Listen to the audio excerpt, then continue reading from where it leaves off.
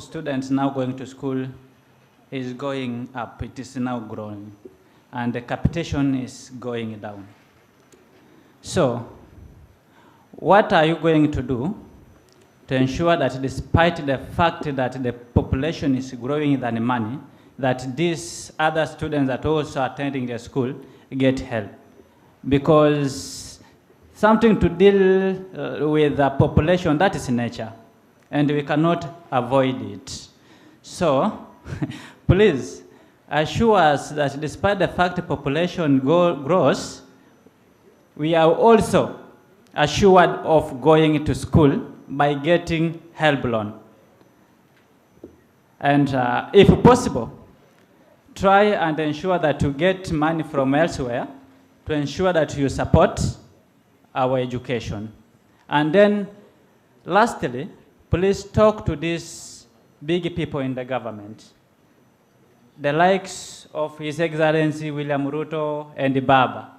This is the time that they will now bring us money and support us in terms of education, so that when we give them our votes, even if they go to leave Tanzania, let them go, but they must come out now clearly and support us in terms of HELB. Thank you. Thanks so much. Kwa hizo points nilikuwa nimeacha, at least mmeclarify. Ngoja kidogo. Tumechagua leader wenu our represent hapa mbele. So tafadhalini leader wenu amalize kila kitu. Msiparidi hapa mbele kindly. Asante. Okay, we are sorry for that. And then kuna issue tu, there are just 3 points namalizia nazo. Kuna hii mambo ya upkeep inaingia kwa bank. I hope watu wa bank waka hapa. Si ndio? Tafadhali mtuambie kwa nini kwa mnakata pesa zetu. Unapata nimewekewa 68 nikienda withdraw na niambia toa 63. Zingine zimekatwa, inaendanga wapi? Tafadhali mclarify that. Then kuna issue nilikuwa nimezungumzia about examination fee. Pengine sikuitoa clearly. Nilikuwa najaribu kusema hivi. HELB tafadhali mtuongezee kitu kama maybe 10,000 kwa tukue nayo, si ati kwa school account, kwa sababu umesema hiyo pesa italipa school fee, italipa nini exam. Tafadhali mtuongezee kitu kama 10,000 at least iko hapo. In case exam hakuna venye unaweza soma na ifika wakati wa exam hauregister. Imagine unaendelea kwa shule, modules zinaongezeka, you've not registered for exam. Uko pale kumfanya tu shule benefit but you are not benefiting yourself. So tafadhali HELB kama mzatusaidia hiyo sehemu, tunaomba. Then kuna hii issue moja. College hii naongelea about now sub principles. As much as tuna push HELB kwa ukuta, pia tusaidie HELB tusaidie marketing of HELB. As in, for example, tukiapply wanafunzi wengi, sio tutakuwa tuna increase marketing of HELB. Iko hivi. Tafadhali principals, mkuwe na hizi incentives. Nikileta mwanafunzi nipatie kitu kama ka 200, inanipatia ka motivation na leta mwanafunzi mwingine. Thanks so much.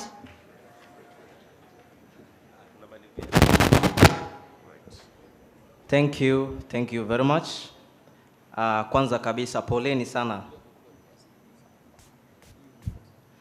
sana kwa kuchukua muda mrefu.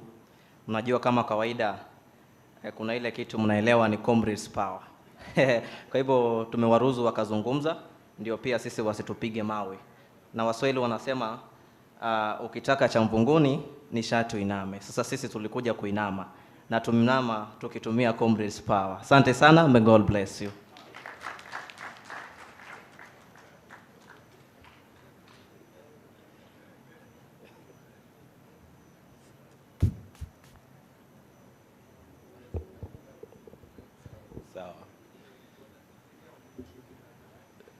There are professions in this world that when you are carrying out your duties, unless you get a response from the congregation, then it becomes difficult to know whether the congregation is apprehensive to your information or not. We have preaching. As the pastor preaches, and expect aone watu wanatetemeka, akisema hallelujah, mnasema amen. Mwalimu akifundisha nauliza do you understand, mkasema yes. Comrades pia upenda kama wanaongea mnawaambia ria. Now you understand why they were talking so much, because they were expecting some ria hawaoni. Aki-expect tialala, haoni. Lakini tumewasikia. They have taken about 4 minutes extra. But as a summary, there is something that I've understood from everything they have presented. And I've summarized it in only 2 points. We need to be proactive and not to be reactive. Most of these issues that are rising here is because we tend to relax so much, both on the side of the financer and the side of the person who is consuming the finances. And now, based on that, one party feels that they are being left out. In our institutions, we need to talk much to our students. And also the students, most of the things that you're bringing on board, as much as they are of our own making, but also sometimes you encourage them. There's one thing that is coming up in Kenya. We are not very much responsible in any way we live, how we tackle issues. But we tend to throw the back to another person. I believe if students will understand that as much as we have these opportunities for accessing finances, it is our responsibility not only to access them, but also to ensure we repay, to ensure that every other thing is in the correct way. Now, there are some things you are asking, but I wanted to ask the students. Have you ever read the terms and conditions part of the HELB form? Kama mungelisoma, some of the questions you asked here mungeuliza. Now, funnily enough, I've read. Lakini mwenye ana apply hasomi. Again, I'll tell you, there are those the financial literacy question. I don't know if they read them about those. Now, funnily enough, nilikrab hiyo nikajua ni A from number 1 mpaka number 8, alafu ni C and B, A, C mwisho. Maybe next time you should change it. You see that? Now, we are going to the next session. I'll pray that this session be as brief as possible. This is now where we want to get questions and reactions from the floor. Lakini MC pia, si unajua tabia za Wakenya? Si unazijua? Hizo ni tabia za Wakenya. Na mimi nimetoka kuongea nayo tu sahihi. Yeye anachukua. Aya, sawa. Tupate maswali. Tupate maswali. Now, I have a difficulty with Kiswahili. You'll, even though hey, my friend, you're so good in Kiswahili. I'm not so good in Kiswahili. The only reason why I studied Kiswahili was to pass exams, and of course I did that. After that,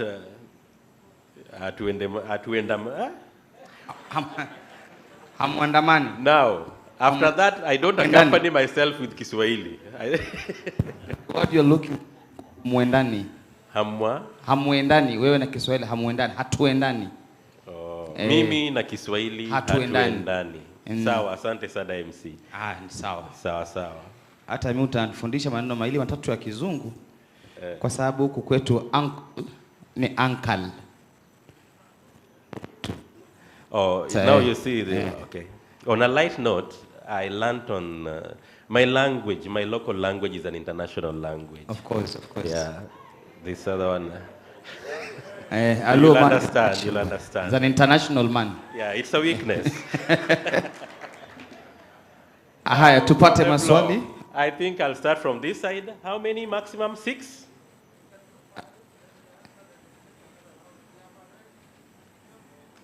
Tumaliza. Songelea time.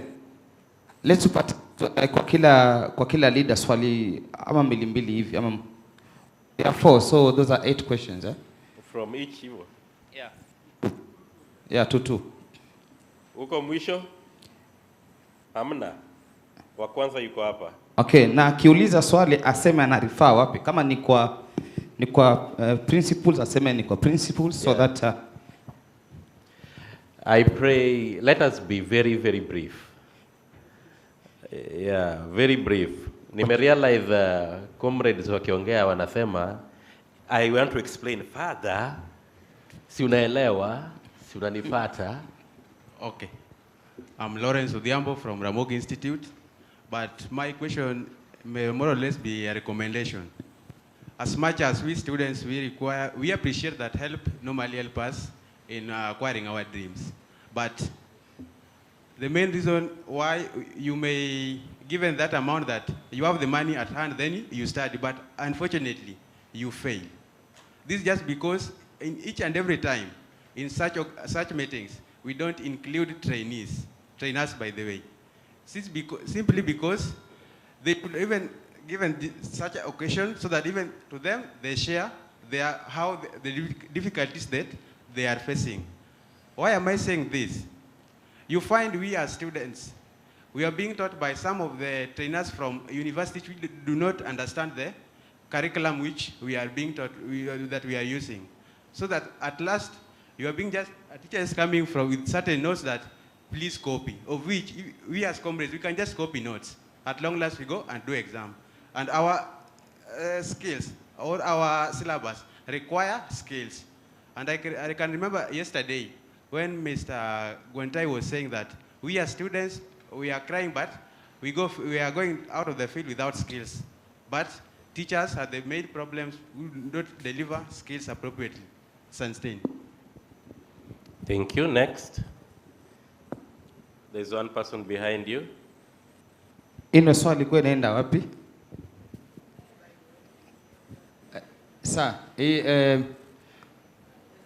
Anaitwa nani? Ino swali kwa inailenga wapi?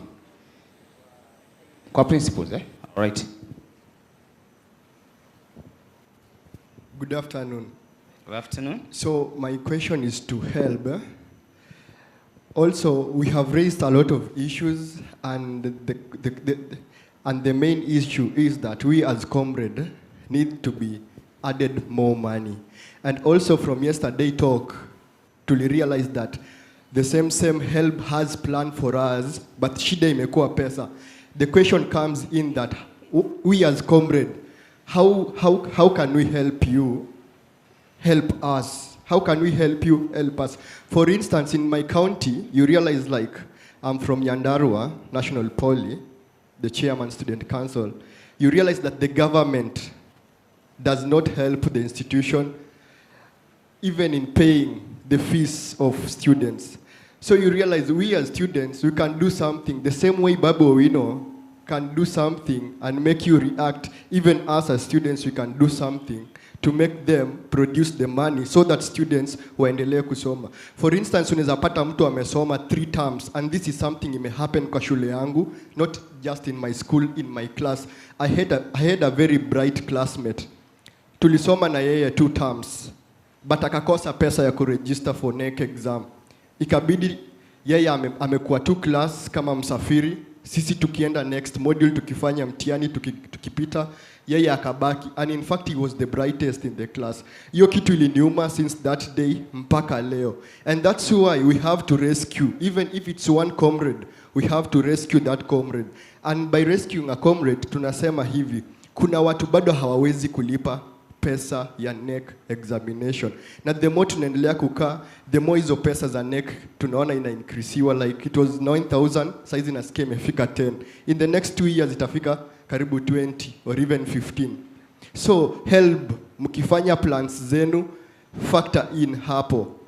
Mtuongezee pesa, na pesa hata mkiongeza hiyo pesa ingine iende direct kwa examination ya NEC, so that mwanafunzi asijoyride class for the entire year. Sawa sawa. Na mkiona hamna pesa sana, we can call for a small press. We can call for a small press and ask the government, the county government, kuna pesa ya youth. Hizo pesa tuonangi. There's a lot of money. I read in a magazine that the governor, Nyandarua, alirudisha pesa kwa treasury. Yeah, alirudisha pesa kwa treasury. Na kuna watu wana drop shule. So sisi kama comrades tunakasirika sana. Comrades power. Comrades wisdom. Wisdom. Sawa sawa, asante sana. You are a very good trainee. Ulielewa venye vitu zinaendelea.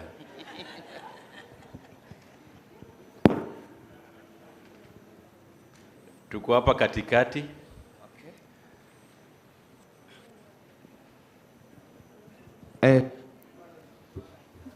Praise God. Praise God. Please say amen. Praise God. Amen. My name is Data Zerubbabel Eliezer. I come from Masinga TVC. My question goes to HELB. Next time any HELB official, when he's standing there, I don't know if he won, you tell me what is the range? Who are these people in terms of age that are supposed to be given the loan? The maximum age. For me, I have a comrade, the way we call them.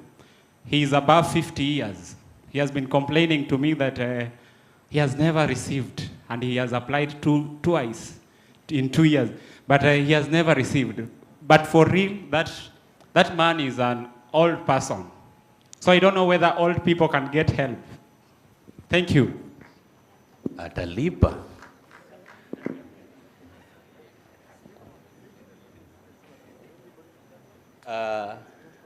MC.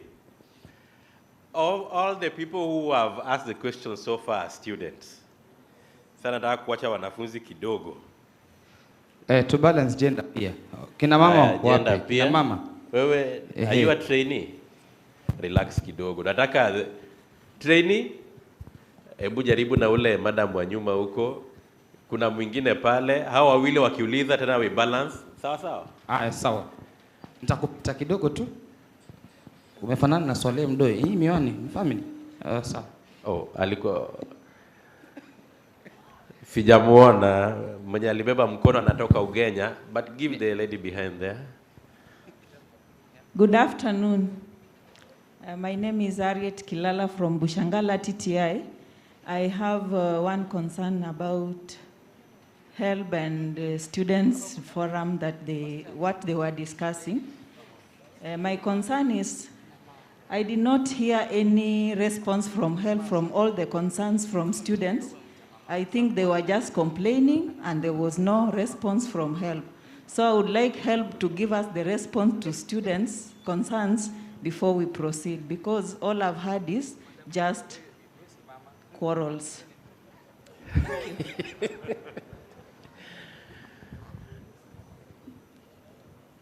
Good afternoon. Atieno Sharon from the Kisumu National Polytechnic. Mine is more of an input and a recommendation to HELB. As the students, we are just arguing about increasing HELB loan. Kindly, students, when you are here as a leader, not as a politician. Chukua interest ya ule student mwenye hana chochote uweke kwa roho yako. Instead of increasing the HELB loan, why don't you put it at a level that everyone who applies gets the loan? Si ati mimi napatiwa 50,000 na mwingine anakosa. And then to the principals, kindly, hii barua yenye HELB inawapatia yenye inaitwa an award letter. Kindly accept the award letter. Mwache kutufukuza ati hatujamaliza fee na mko na award letters. Thank you. Umeongea kama wewe. Good afternoon. Good afternoon. Mimi Lina Totieno kutoka Seme Technical. Or should I say Seme TVC? Okay, I want to add to what some students have been talking about, increasing the HELB loan. But I want to put it in this context. Okay, we have had students having been funded to the maximum in terms of tuition fee, but these students again fail to pay exam fee. So as my small brother said, they become joyriders. Now my suggestion is this. As you increase the HELB loan, it goes in terms of bursaries and the rest. But this goes to the side of the student. So I want to suggest this. If you want to really help the student, instead of adding to what you give to the student, can the HELB consider giving the additional amount to the institution specifically to go towards examination fee? Why am I saying this? You add it to the students, and we have more hoofers, and we have more big funds. And these students still will not come and pay exam fee. So I'm just suggesting, if that is a consideration, then it could be brought to the side of the institution, and it is specifically indicated that it is towards the examination fee. Thank you. Thank you very much. I want to pick from a principal. Anybody who was in the principal's breakaway session, do you have any question? Air Force, is there any question? Before I go on, Air Force, naambiwa kuna A4, principals. I want to confirm first that we don't have any other question from the principal's breakaway session and Air Force breakaway session before we complete. Let me hope the silence does not mean either maswali zimeulizwa, zimewaumiza. I'll ask the presenter from the principal's breakaway session. Are you okay? You can nod or...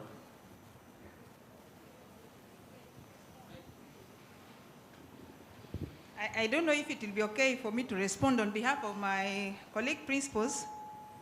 Like for the case of using excess or overpayment, HELB to register NEC exams, I think it is very possible, and we normally do it. And we can only know you are suffering if you talk. If you don't talk, the principal might not be in a position to know that you are unable to pay your NEC registration fee. And as student leaders, you are the link between the trainees and the administration.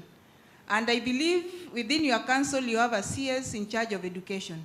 The role of that CS is to coordinate other trainees' academic issues. If there's a trainee who is lacking registration fee, let that CS for education or the president bring it to the attention of the dean of students or the principal direct. We use open door policy. I don't think kuna principal mwenye anakataza mwanafunzi kuingia kwa ofisi yake. It is open door policy. Bring it to the attention of the principal. You might be blaming the principal, mumekataza kuregister, while your principal may not be aware. We have done it. I normally do it. There's no single time I've denied my candidate registration because aja lipa fee. The only problem will come if you don't have money to pay fees and you're not applying for HELB. Iyo nitakata.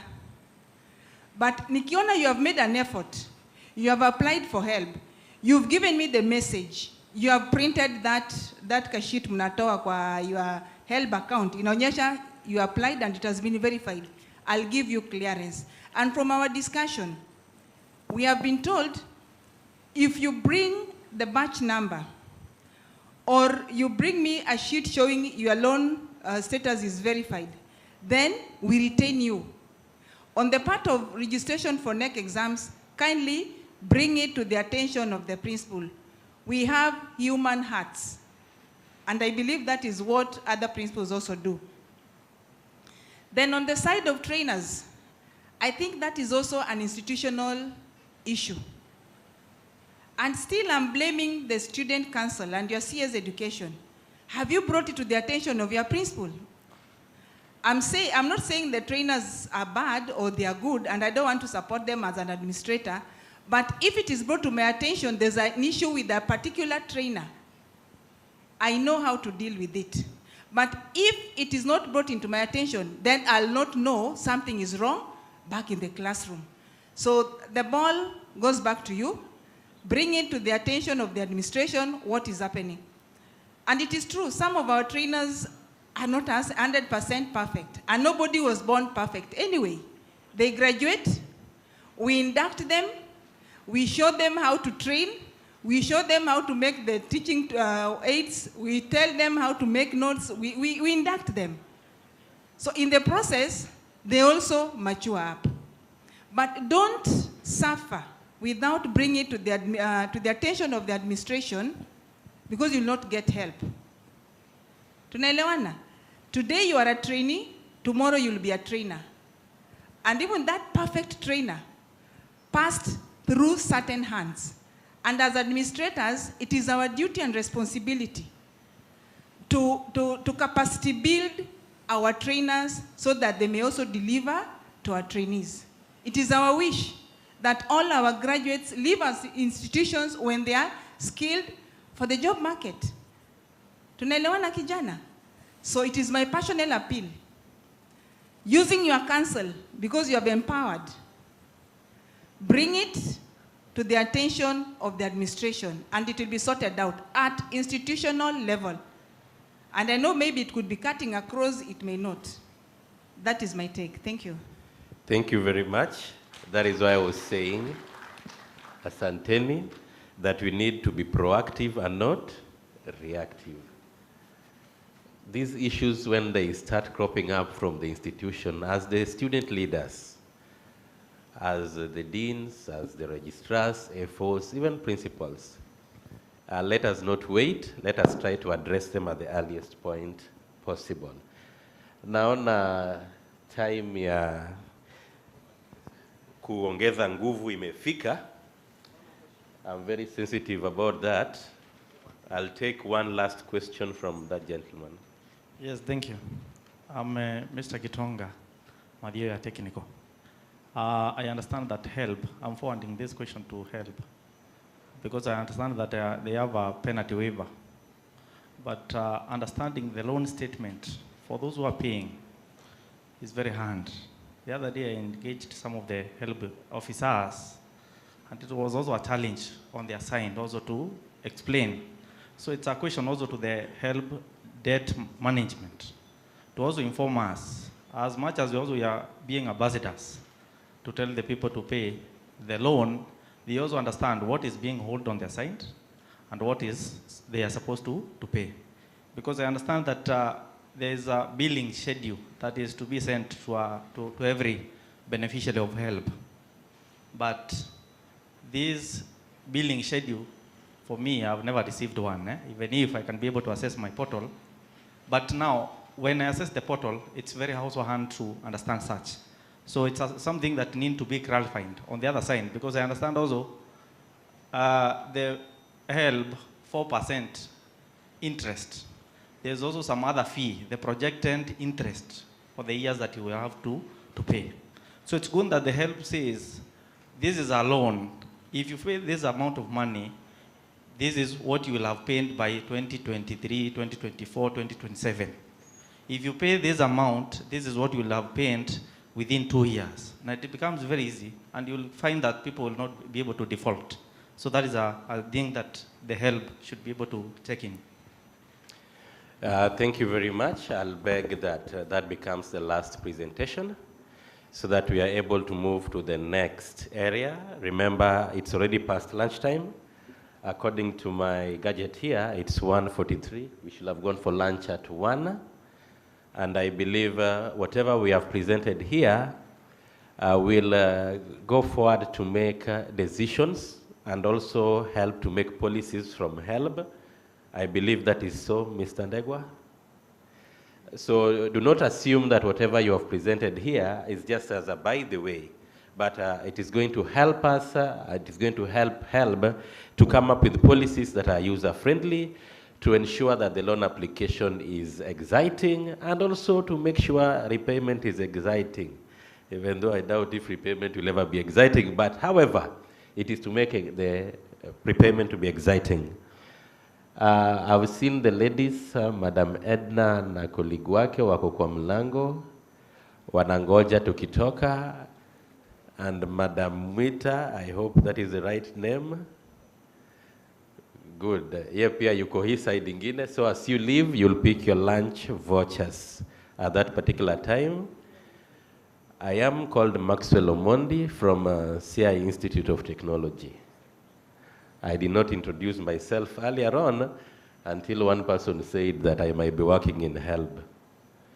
So by that, HELB mkinipatia corporate shirt moja, sitalalamika.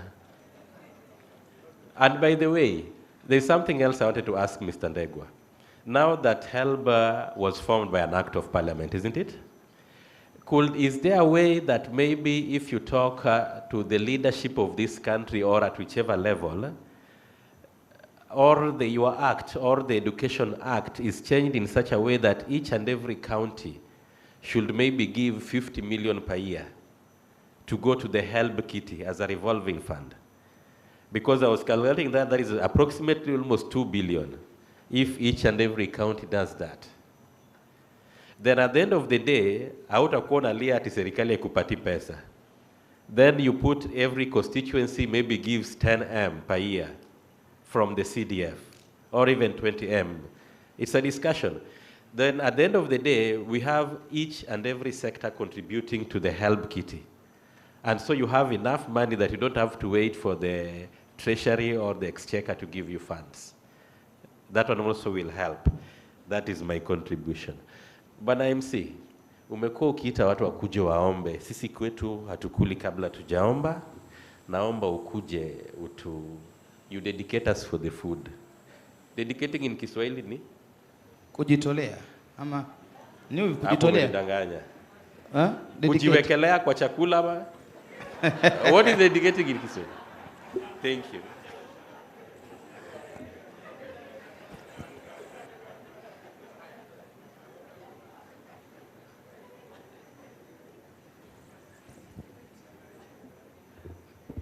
Wanakuambia a Luo man is an international man. Tumia pesa ya kuzoea. Ongea Kisungu, wajue uliinvest kwa masomo. Bwana tall, dark and rich, huge. Handsome, wachia light skin.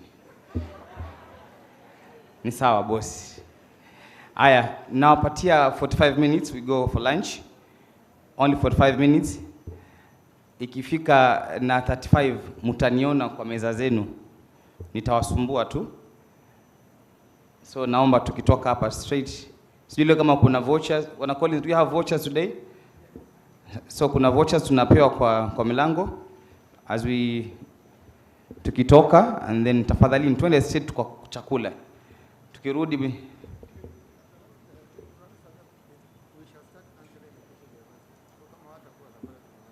aya, tukirudi tunaenda straight kujibu maswali zenu. So kama tukikwambia ongea kwa domo utakao hujafika, ukipata swali yako imejibiwa usisikie vibaya. Tutakuwa tunakimbilia muda wakati. Naomba twende lunch. Na tukirudi pia lazima tucheze nyimbo 2-3 kwa sababu tumetoka kunywa tu tea break sasa hivi. Sasa najua watu watakuwa wanasinzia. Twende tushibe. Maombi. Tuombe chakula. Jana tukuombea chakula. Jana tukuombea chakula. Watu wanaomba kwa meza. Sasa nani ataombea chakula? Mimi maombi yangu yafika hata mbingu ya kwanza. Hayafiki. Tuangalie pia hii height na najijua mwenyewe haifiki hata mbingu. Mtaenda nyote mkiarisha kwa nyumba. Naomba tu acha nipeleke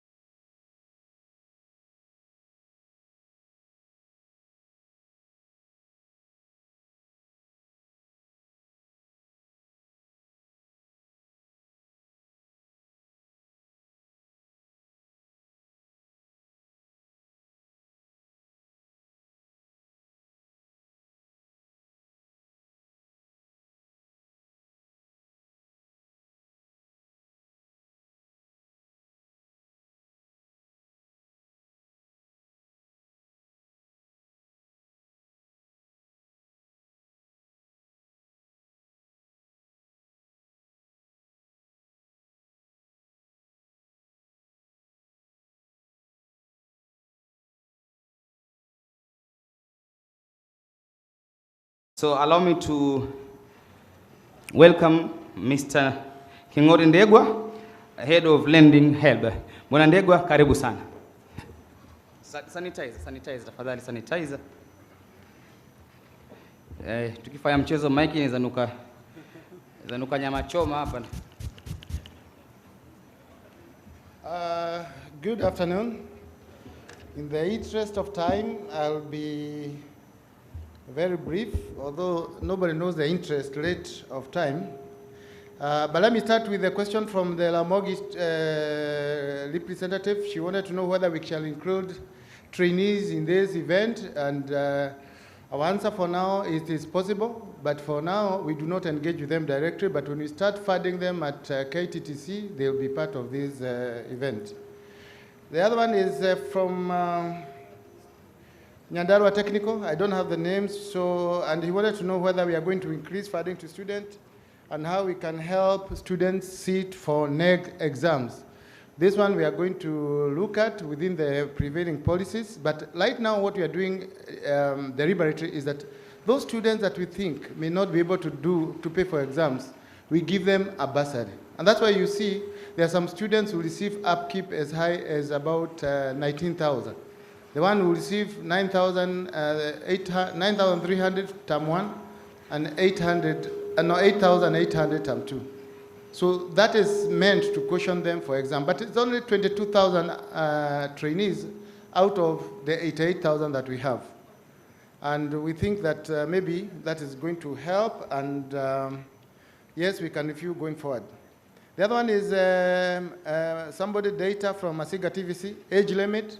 We do not have an age limit for loan applications. It is illegal in Kenya, according to the constitution, to discriminate on age. So everybody can apply, but when you come internally to our system, we can use our formula to deny or award. But so far, we have not had a case where we have declined a loan application based on age.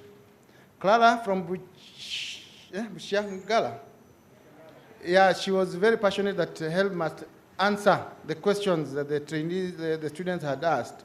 And one of them was the increase of loan amount. Yes, if the money is available and if we get such kind of directives from the ministry, because ministry normally they will give us more money and tell us increase because of ABCD. So far we have a letter from the ministry that says we cannot pay more than 40,000 from the PS, then Dr. Desai. But if that is changing, we can align ourselves to that. The 50-50 disbursement that we pay, if you get 40, we pay 20 to student account and 20 to the school. I doubt whether the principals will support it. But if you want to make it a resolution going forward, you just bring it up. I can see that some principals and deans shaking their heads, no. So that one maybe will not see the light of the day. Prioritize TVET like universities. Let me tell you, we do not discriminate. What happens is that while universities will apply for loans in July, August, in big numbers, because those ones apply before they open school, and they're opening in August. So you find like 90% of them have applied. But for TVET students, though they have an opportunity to apply in July, they don't apply. They apply when they come to school, because you normally do it for them. So when the money comes late, they think we prioritize the degree students because of Babu Owino. No. This is a process issue, and if you bring your form, the first one, you'll be the first one to come. We have a policy called first in, first serve. January intake, yes, if we get money, we can reopen. Right now, it is a no, because we don't have any funds, but we are hopeful that if anything happens, we can open for them. Everybody to get a loan, that was a very good idea, but that is called equality, but in HELB, we use what we call equity. We look at the most vulnerable, those are the ones we fund. But if we have a lot of money, then everybody is getting. But as I speak today, we do not have a TVET graduate who was awarded 0. Principals, I think somebody from Kisumu Tech wanted, of course, everybody to get a loan, rather than increasing the loan, anasema, bona munataka yogesu, kila mtu kwanza apate. Very nice idea. Accept award letters, yes, principals, we have a way that we engage with them, and we normally share the lists with them, and they're able to hold the student on campus. And today, I think we have a promise that they have also agreed to hold you guys on campus until, and as you pay for the exams, until such a time when we shall disburse the money. I thought I got that commitment, and I think it's a way forward in our deliberations today. The other one is from Lynette, help to consider extra money for tuition. Yeah, because of the exams. That one I said available funds and policy issues, that's okay. Overpayment of HELB to pay NEC, we have no problem with that. If a student has an overpayment and he has not paid NEC, that is his money, it can pay NEC. It can even pay for graduation if you, okay, I know most of you don't have graduation, but should there be a graduation and this guy has an overpayment and 5,000 is needed, we allow that. What we don't allow is transfers to the student as cash or any other student from a loan beneficiary. Statements to be simplified. I don't know, Kenei, can you mention, do you have a simpler statement? Can you give her the mic? And I think if Kenei answers that, that will be the last questions I have to answer.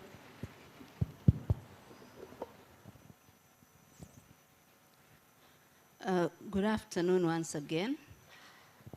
Yeah, I hear you. I can't remember the name of the person who asked the same, but let me start by answering. There was something to do with the bill and the breakdown of our bill, and what you requested is exactly what happens when we are billing. When we are doing a billing to communicate to the employers or to the individuals, we usually would give the principal loan, which is exactly what you got, and then we give you the interest that has been earned till the time that we are communicating to you.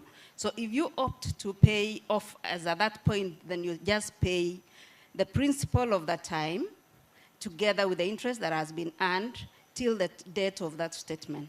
But then we give you, assuming 4 years to repay that loan, then we add up the interest that is earned over those number of marketed interest, and then now we have the total amount at the end there that usually the employers would feed into their terms as they continue with the deduction. Every year, there is a ledger fee of 1,000 shillings for every active account. So, and that's shillings every July. And of course, we also have penalties. So if you default after 1 year, we give you a grace period of 1 year. After that, automatically the system will load 5,000 shillings every month of default. And that is why during my presentation earlier, I said we listen, because if you earn 5,000, honestly, we don't expect you to pay 3,000. So you just need to talk to us. When you see our officers in the field, we have Huduma centers, give us a call, just talk to us. Say, I want to pay, you'd rather pay 1,000 shillings than earn 5,000 penalty, and then you have a whole lot of discussion on what it is for. It's for a good cause that you pay whatever amount. Okay, to the statement. We hear you. And we are in the process of working with our support department so that we have a statement that you can, at a glance, you don't have to go through a lot in understanding. So we are working on something, but I know there are clients who don't have difficulty in understanding, but we also understand that they are accountants. Our clients are accountants, lawyers, and all that, so it may not be easy for everyone, but we are working on something that is going to be good for all of us. Meanwhile, we are keen to only recover what you got together with interest and any other legal charges. Thank you.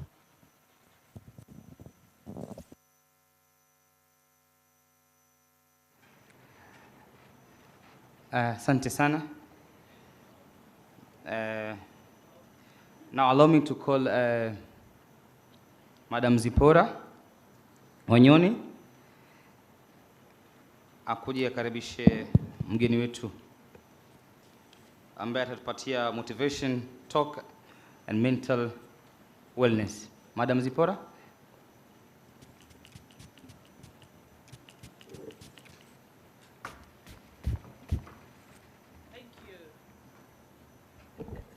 Thank you. Good afternoon.